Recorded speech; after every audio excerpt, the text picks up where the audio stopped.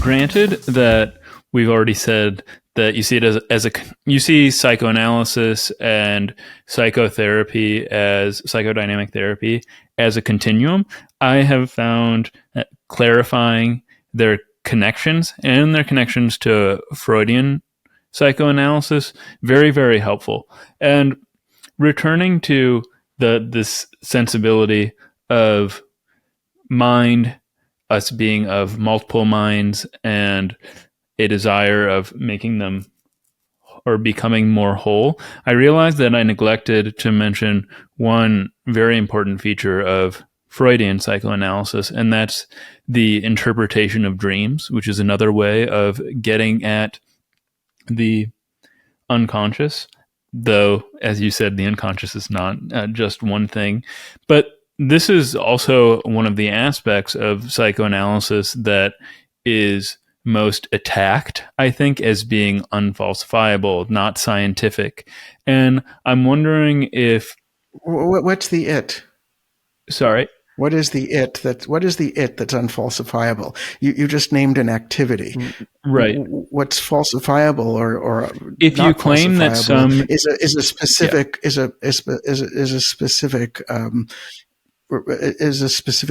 conclusion or claim about something that's true. So what's the it that's not falsifiable? An analyst hears an analysand's dream and then draws some connection saying, this is what your dream represents is going on in your unconscious. It doesn't work. Yeah. Okay. It doesn't work. Okay. That way. Yeah.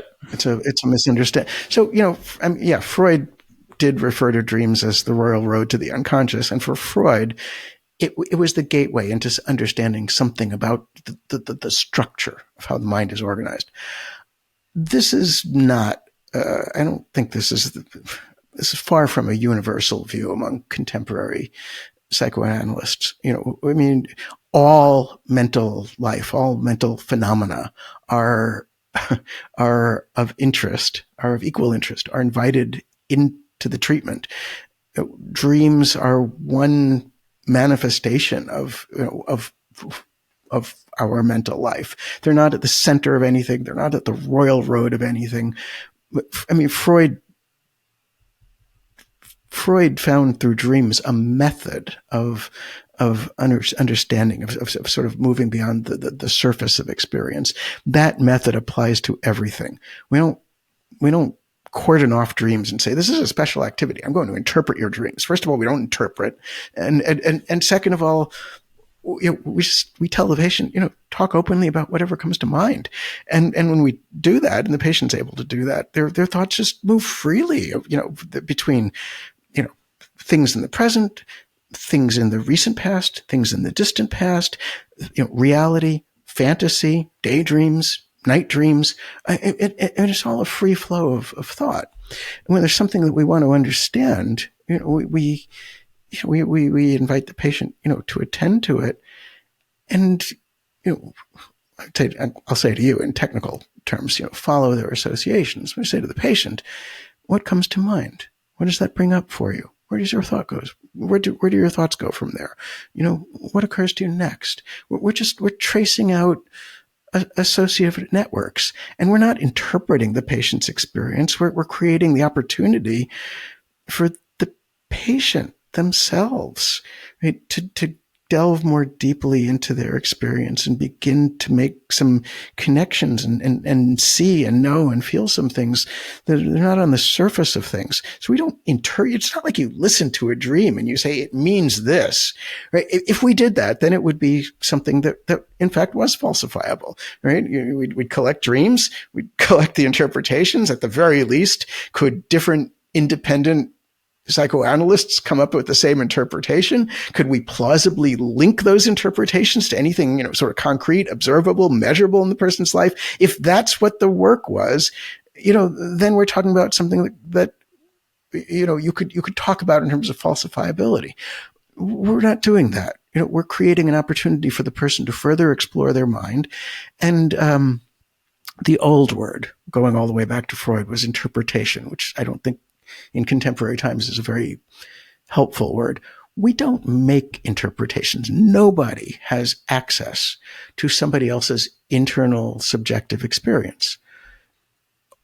all we can do is offer hypotheses, possibilities. Could it be that, could it be that this is happening? Could it be that?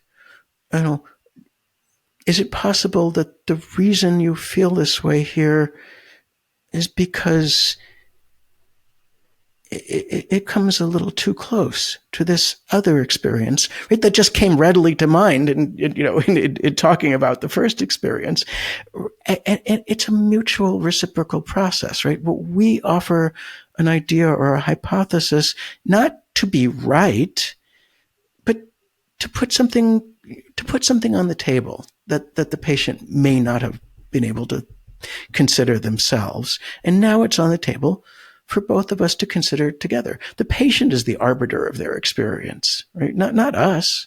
We just create the conditions to, allow them to come to know their experience more fully. So this whole idea of, I don't know how we're going to change it. I mean, Freud's book, or at least the English translation of it, was The Interpretation of Dreams. I mean, it's in the language, it's in the culture, but that's not really how it's kind of the wrong metaphor. We're not interpreting things.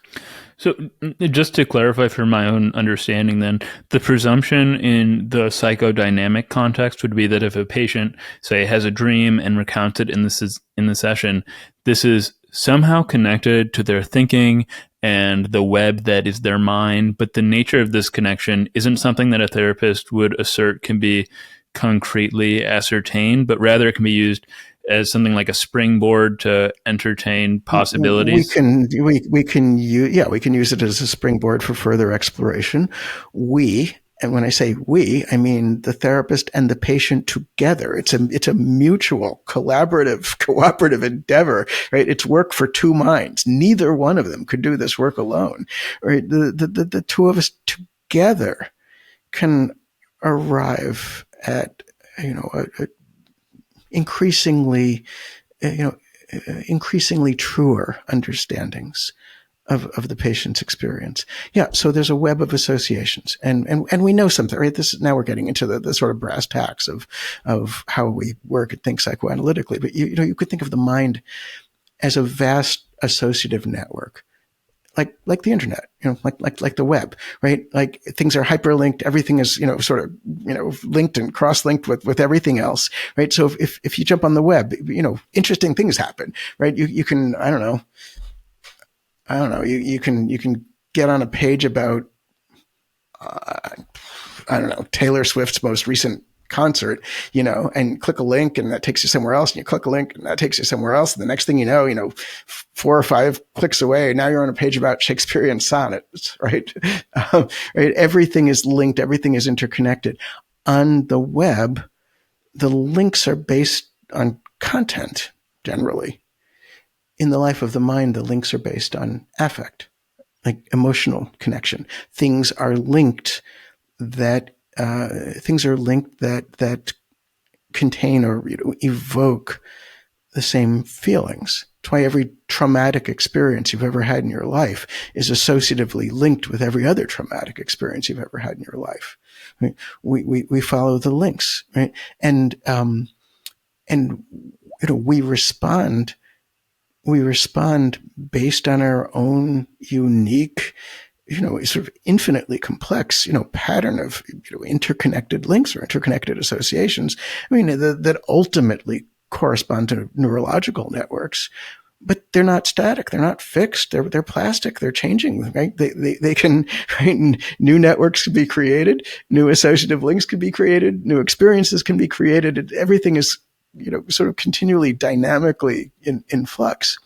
What we're trying to do is recognize how we respond to certain situations in the present, really in light of things that happened in another time and another place.